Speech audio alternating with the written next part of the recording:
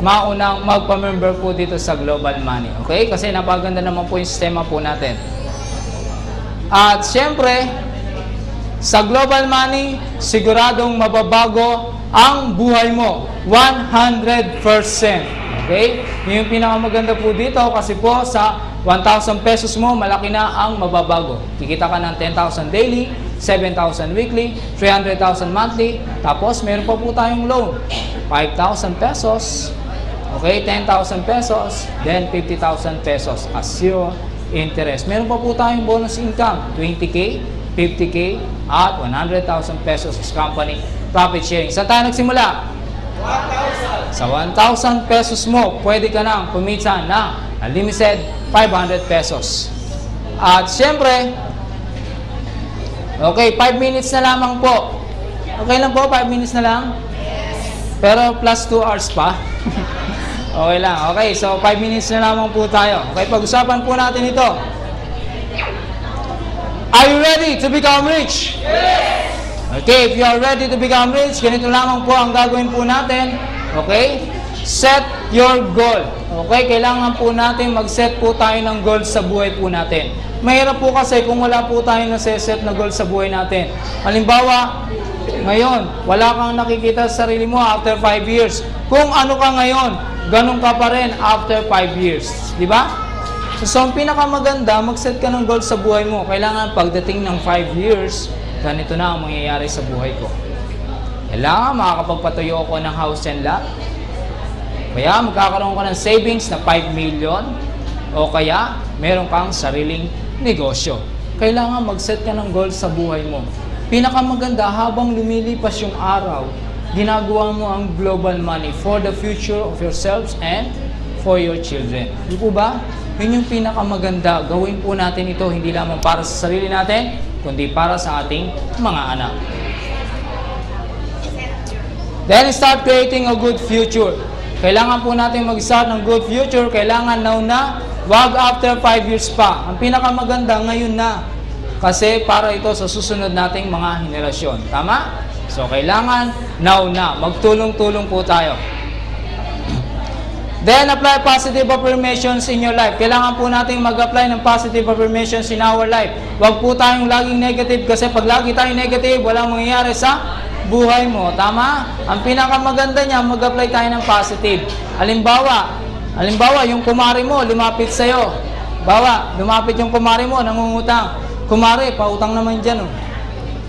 Eh, yung sasagot mo ganito, naku, kumare, pasensya ka na. Kasi, wala akong pera. Ni 5 duling nga, wala ako eh. Ang tanong, may 5 duling ba? Di po ba wala naman 5 duling? 5 butas meron. Pero 5 duling, wala nun eh. Biro mo, nalait mo pa yung pera. Meron akong naririnig ganyan eh. Biro mo, nalalait yung pera. Ano mangyayari sa pera? Imbis na po lumapit sa'yo, aatras yan. Kasi nilait mo pa siya, di ba? So, ang pinakamaganda, ganito ang sistema. Lalo na pagka umutang yung kumari mo. Kasi may pera ka naman, di ba? Eh, may pera ka naman. Sinasabi mo, wala kang pera. Ano mangyayari? Sabi ng pera mo kung nagsasalita nga lang yung pera, sabi, di ba nandito ako sa bulsa mo? Nandito ako. Ba't mo sinasabing wala kang pera? Ang mangyayari yung pera, magtatampo sa'yo, di ba? Tatampo yun. Ngayon ang mangyayari, ganito. Halimbawa, nangungutang yung kumari mo. Ganito ang gawin natin. Mag-apply tayo ng positive. Si kumare, lumapit, nangungutang.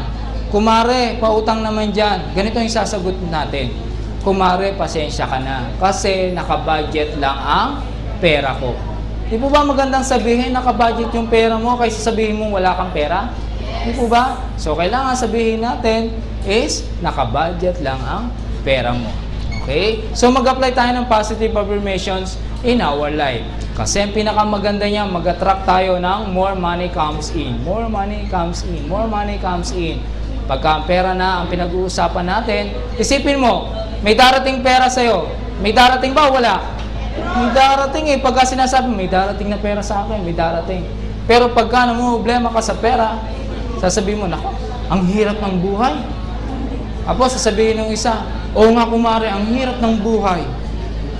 Isang kahig, isang tuka lang kami.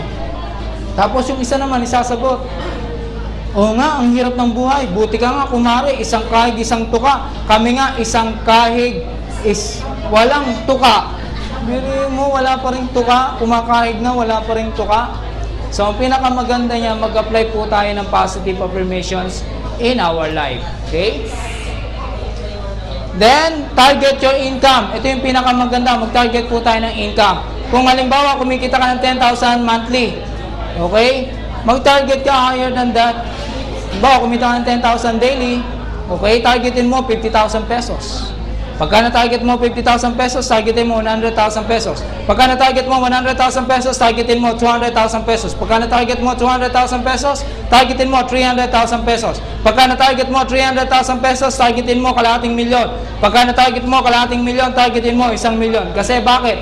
Pagka ganito lang, kaliit ang tingin mo sa pera, yan lang ang darating sa'yo. Pero pagka ganitong kalaki ang tingin mo sa pera, yan ang darating sa'yo. Yun yung pinakamaganda. Remember Henry C. and Lucian, saan sila nagsimula? Nagsimula lamang sila sa pagiging mahirap lamang. Tama? Pero ang tingin nila sa pera, ano? Milyon, bilyon. Yun ang tingin nila sa pera, milyon, bilyon. Kaya ang dumating sa kanila ay milyon, bilyon. Kaya ngayon, simulan na natin ang tingin natin sa pera ay milyon, bilyon. Kasi dito sa Global Money, lahat kayo magiging milyonaryo. Okay? At syempre, and say yes to success. Stop failing in business. Stop failing network marketing. Stop failing your life. Andito na po ngayon ang Global Money. Lahat po tayo magtutulungan para lahat po tayo ay masenso. Okay? At siyempre, wag po nating kalilimutan. Okay? Wag po nating kalilimutan. Okay? Mag-start po tayong mag-saves. Okay? Mag-save po tayo. Okay? Start savings in the bank. Bawa, targetin mo 1 million savings in the bank. Pero alam ko, wala pa naman yun eh. Ang gagawin natin, pag kumikita na kayo dito sa Global Money, halimbawa, kumita ka ng 50,000 pesos, 10,000 pesos, save mo sa bangko. Pag kumita ka ng 100,000 pesos, okay, 30,000 pesos, save mo sa bangko. Pag kumita ka ng 300,000 pesos, 100,000 pesos, save mo sa bangko. Diba? Hanggang sa matarget mo ang 1 million. Ang sarap mabuhay na ikaw ay financial freedom. Yung hindi ka na namumblema sa pera. Di ba ang sarap nung ganon? Pinakamaganda niyan, targetin mo pa 2 million, 3 million, hanggang sa 5 million. Lalo na ngayon, lumapit ang kumari mo. Kumari, pautang naman dyan. Anong sasagot mo? Sabihin mo, ganito na. Kumari, magkano? Name it. Di po ba? Ang sarap kaya ng ganon. Ikaw na ngayon ang tumutulong kaysa ikaw ang sinutulungan. Okay? Pinakamaganda niyan, targetin po natin ang financial freedom. At syempre, bago po tayo magtapos, okay, wag po natin kalilimutan, bago po tayo magtapos. Thanks God for this opportunity. To God be the glory. Okay? Yung pinakamaganda po dito, magpasalamat po tayo sa Panginoon kasi alam ko, ito na po yung nais niya na lahat po tayo mga Pilipino magtulungan at umahon sa buhay. Magtulungan po tayo. Thanks God for this opportunity. To God be the glory. Okay?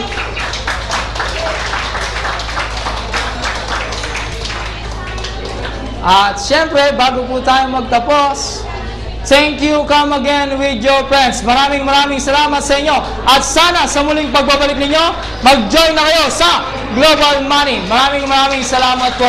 Check our website, www.globalmoney.ws. Maraming salamat po.